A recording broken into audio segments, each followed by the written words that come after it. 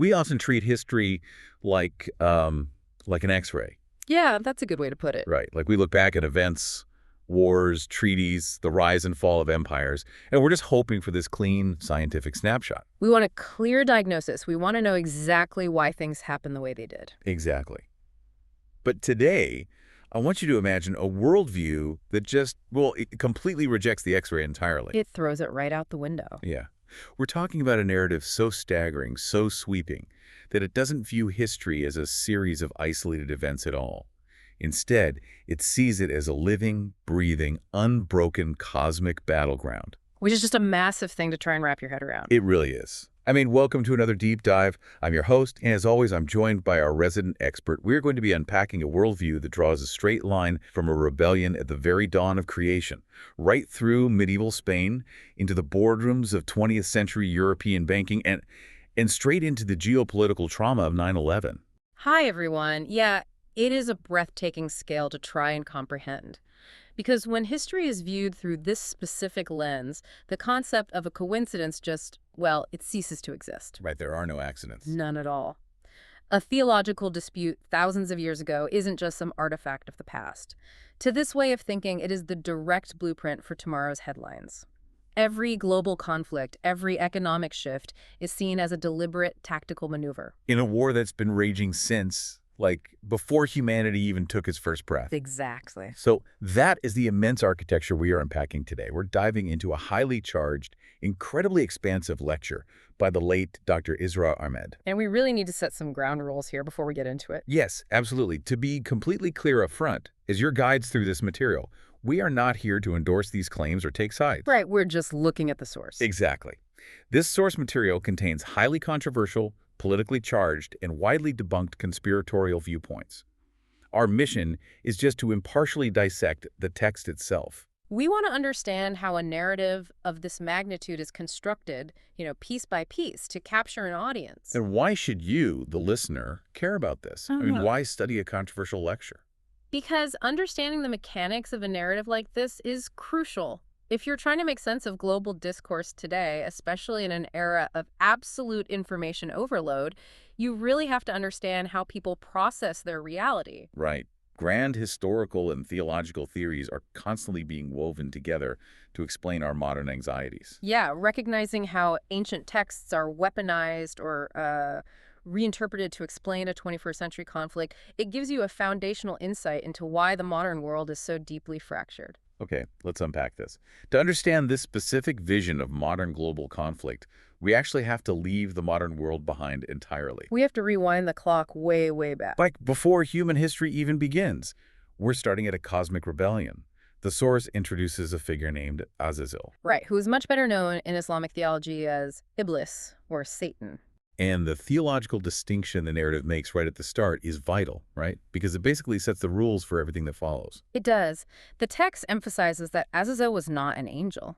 And in this theological framework, angels are entities made of pure light. And crucially, they're entirely incapable of disobeying divine command. Right, they lack the free will to rebel. But Azazel, however, was a jinn, an entity made of smokeless fire. Which means he had free will. Precisely the point. He had the capacity to choose. And, for a long time, he chose devotion. Right. The text says he was incredibly pious. Yeah, he was so pious, so knowledgeable, that he was elevated to stand among the angels in the inner divine circle.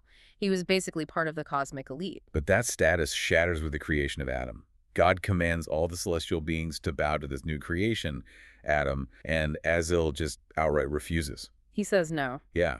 And what I find fascinating is how the speaker pinpoints two exact character traits driving this refusal, because they become the psychological engine for the rest of the entire lecture. The first is takabur, right? Yes, takabur, which translates to a deep-seated arrogance. It's the literal belief that because he is made of fire, he is fundamentally superior to a creature made of mere clay. And the second trait is hasad, which is a burning, venomous envy. He essentially envies the status being bestowed upon humanity. Right. So by identifying arrogance and envy as the root of all cosmic evil, the speaker creates this psychological profile. Yeah, and after his refusal, Iblis is cursed and cast out, but he issues a challenge to God. He asks for a respite, doesn't he? He does. A delay in his ultimate punishment until Judgment Day, solely so he can prove that this clay creation, humanity, is utterly unworthy. He vows an endless, multi-directional assault on human morality. It essentially reads like the formation of a cosmic political party. Yeah, I mean, the speaker explicitly calls it Hizbil Shaitan, the party of Satan. that's a great way to put it. It's like the ultimate underground recruitment drive. Right. You have this invisible leader, Iblis, operating on a timeline that stretches all the way to the end of the world. And he recruits other unseen jinns to his cause. But the most terrifying part of this framework is that he actively recruits human beings. Yes. They become invisible sleeper agents, hypocrites walking seamlessly among the rest of humanity. It establishes this really rigid, binary, us versus them universe. And the utility of that concept is incredibly powerful from a narrative standpoint. I mean, when your enemy is invisible or when they look exactly like your neighbor, paranoia becomes a survival trait. Deception is established as the primary weapon of this cosmic war. Exactly. And the architecture of the lecture relies on this idea to explain how the rebellion transitions from a celestial realm down to earthly actors. Because the narrative requires a physical human proxy to carry on the legacy of Iblis. Right, which brings us to a deeply controversial pivot in the text. Yeah, this is where it gets heavy. The speaker asserts the sweeping claim that the Jewish people collectively took on this role, essentially becoming the earthly agents of Iblis. And the argument hinges on the idea that they adopted that exact same takabur, that ancient arrogance. Right, allegedly viewing themselves as the only true humans, and categorizing the rest of humanity as Gentiles, or lesser beings meant only to be utilized. Just consider the immense theological weight of an accusation like that. It's massive. And the speaker justifies this by pointing to a specific 1400-year historical window, the era spanning from Moses to Jesus. In the text, this period is described as an era of unprecedented continuous prophecy for the Israelites. We are talking about an unbroken chain of divine messengers. Yet, the narrative argues that instead of this immense divine favor leading to ultimate piety, it culminated in a monumental, calculated betrayal. So what does this all mean for the listener trying to separate theology from history here? That's the big question. Because taking an entire demographic spanning thousands of years and painting them with a single theological brush to justify a theory of global history, I mean, that is a massive, incredibly heavy rhetorical maneuver. Oh, absolutely. What's fascinating here is how the speaker uses alternative religious texts to completely upend the traditional Western historical narrative. Specifically regarding the arrival of Jesus, right? Yeah. Or Isa in the Islamic tradition. Right. Mainstream history and Christian theology hinge on the crucifixion and resurrection, but this narrative claims the Jewish scholars of the era rejected Jesus entirely, labeling him a magician. And actively lobbying the Roman authorities to have him executed. Exactly. And to substantiate what happened next, the speaker pulls from the Gospel of Barnabas. Which is an apocryphal text. I mean, it's not recognized by mainstream Christianity at all, but it serves a very specific structural purpose in this lecture. It serves as a narrative bridge. The Gospel of Barnabas aligns perfectly with the Islamic theological belief that Jesus was never actually crucified. Right, the text claims that in the garden, before the Romans arrived, 4 angels descended through the roof and raised Jesus alive into heaven. And the person who was actually nailed to the cross? The speaker claims it was Judas Iscariot, the betrayer. Wow. Yeah, as a form of divine punishment, Judas's face was miraculously transformed to look identical to Jesus. So the narrative is that the Romans crucified the wrong man, the Christian world built a religion on an illusion, and the group that pushed for the execution cemented their rebellion against divine will. Exactly. By utilizing that specific gospel, the speaker accomplishes 2 things simultaneously.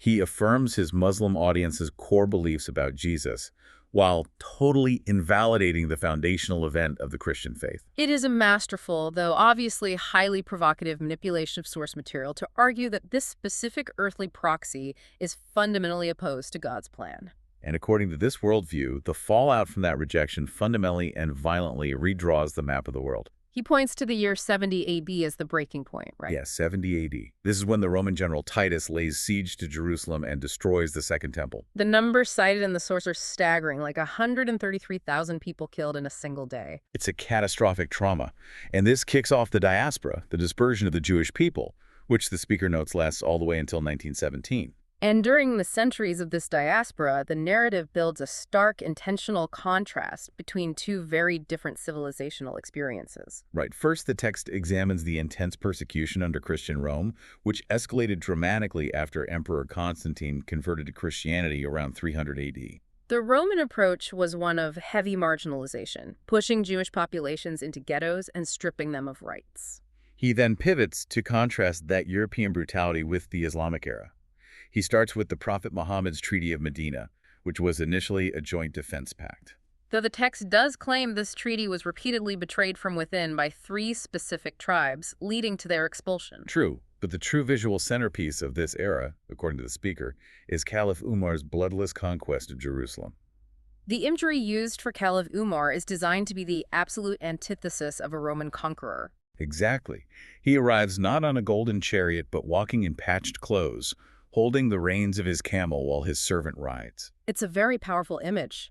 Furthermore, the treaty he signs explicitly allows Jewish people to return to Jerusalem for pilgrimage, a right the Romans had violently denied them for centuries. And this theme of Islamic tolerance supposedly reaches its absolute zenith during the conquest of Muslim Spain by Tariq bin Ziyad. Right. The narrative claims the local Jewish populations actively aided the Muslim conquerors, ushering in what the speaker calls the golden era of the diaspora.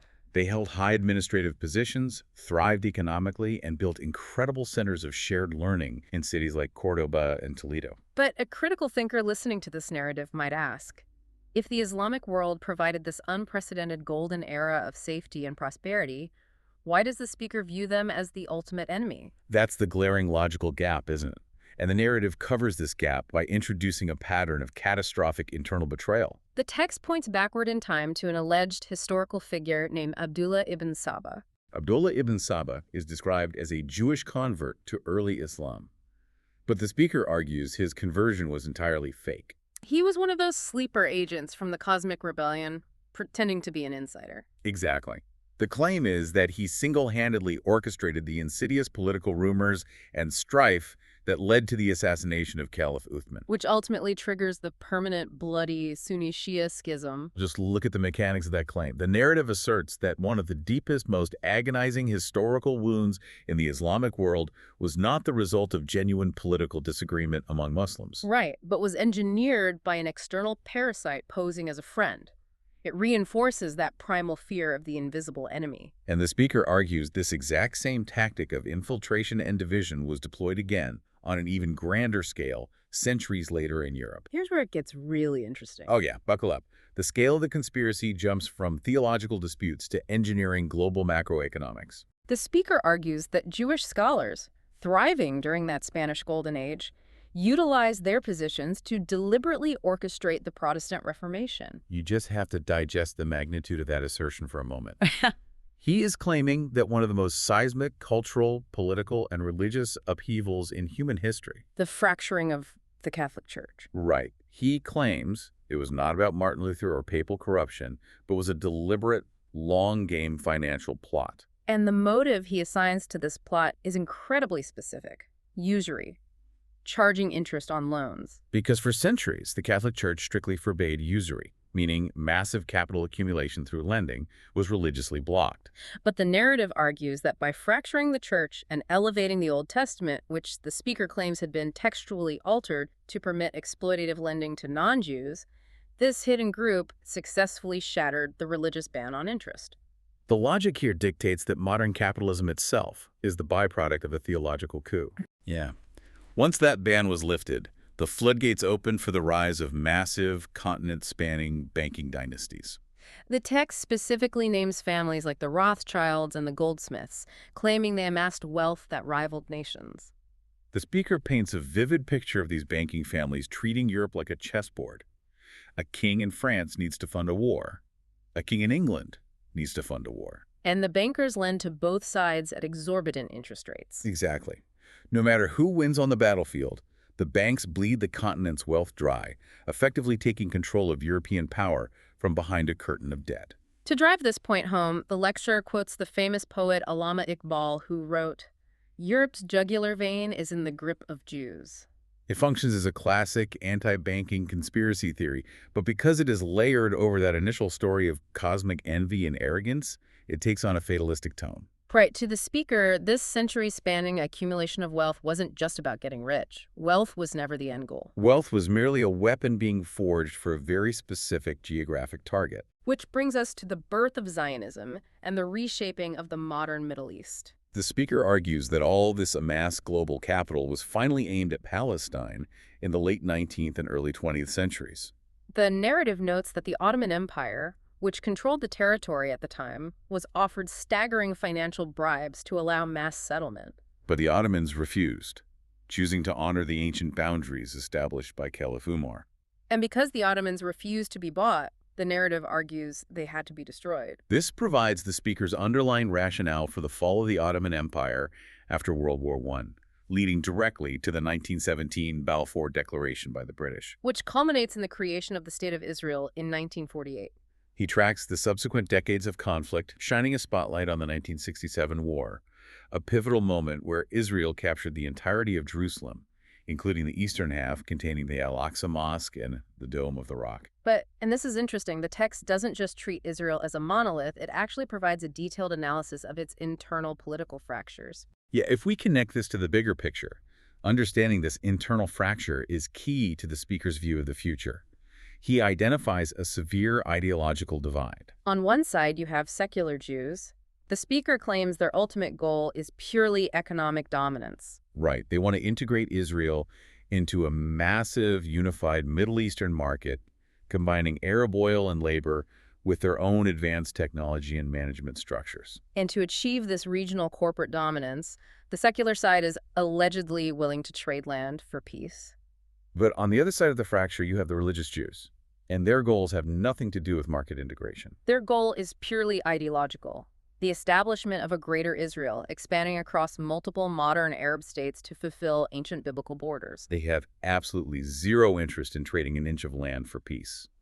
So the question is, how do two fundamentally opposed groups govern together? The text asserts there is a terrifying, fragile compromise holding the state together. The secular faction agrees to two absolute, non-negotiable demands from the religious faction. First, that Jerusalem will remain entirely undivided under their control. And second, which is the explosive core of the theory, that at an appointed time, the Al-Aqsa Mosque and the Dome of the Rock will be demolished. Demolished to clear the ground for the construction of the Third Temple. So, to the speaker, all the modern diplomacy you see on the news, the peace accords, the summits brokered by American presidents. They're all just tactical illusions. Right. They are temporary holding patterns designed to mask an unyielding, religiously driven agenda. And he believes this specific agenda is what triggered the defining geopolitical trauma of the 21st century. This is the moment the historical narrative violently collides with modern conspiracy. The speaker makes the completely unfounded conspiratorial claim that Israeli intelligence orchestrated the September 11 attacks on the World Trade Center and the Pentagon. And if you are listening to this and wondering how anyone could possibly connect an ancient cosmic rebellion to the collapse of the Twin Towers, it is vital to understand the motive the speaker assigns to this event. Exactly. We know the claims regarding 9/11 are thoroughly debunked conspiracy theories. But recognizing that these theories are preached to millions as unquestionable, absolute reality. It's essential for comprehending the depth of the ideological chasm in global politics. So to understand the logic, you have to look at the three specific goals the speaker claims the 9/11 attacks were designed to achieve. First, to enrage the American public enough to justify a massive military invasion to destroy the Taliban in Afghanistan. And second, and supposedly more importantly, to fundamentally destabilize the nation of Pakistan. Wait, I understand the logic of wanting to pull the American military into a Middle Eastern conflict, but if the ultimate goal is securing borders in the Levant, why trigger this massive war in Afghanistan? It seems like a massive geographical detour, right? Why is Pakistan the real target? Because within this geopolitical framework, Pakistan represents the ultimate existential threat. Unlike other states in the region, Pakistan possesses active nuclear capabilities. Furthermore, its public holds deep, passionate Islamic sentiments that the speaker argues cannot be bought or negotiated away.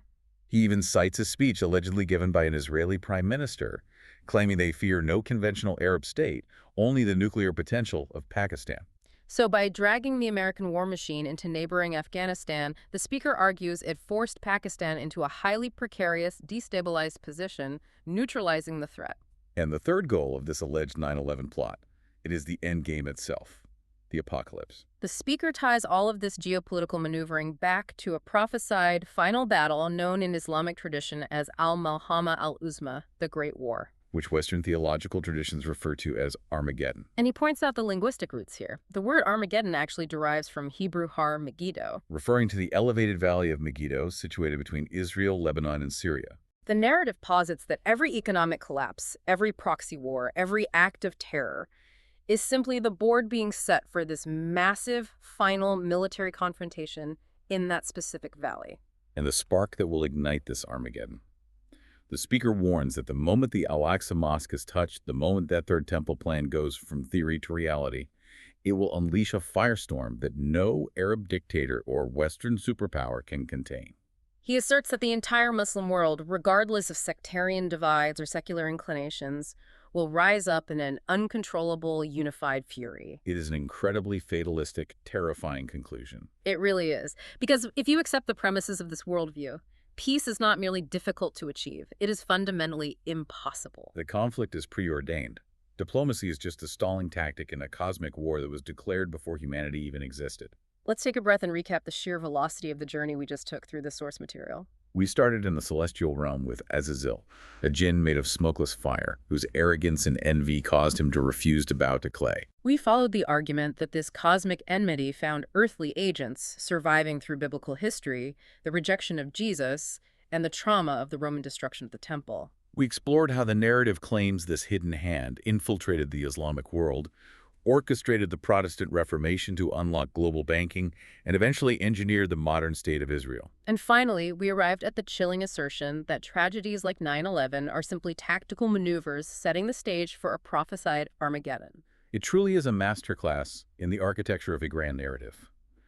By weaving together isolated historical facts, apocryphal religious texts, and deep-seated generational trauma, the speaker creates a perfectly sealed, closed-loop system. When a listener internalizes this framework, every chaotic modern event suddenly makes terrifying perfect sense. Which brings us right back to where we started, that X-ray metaphor.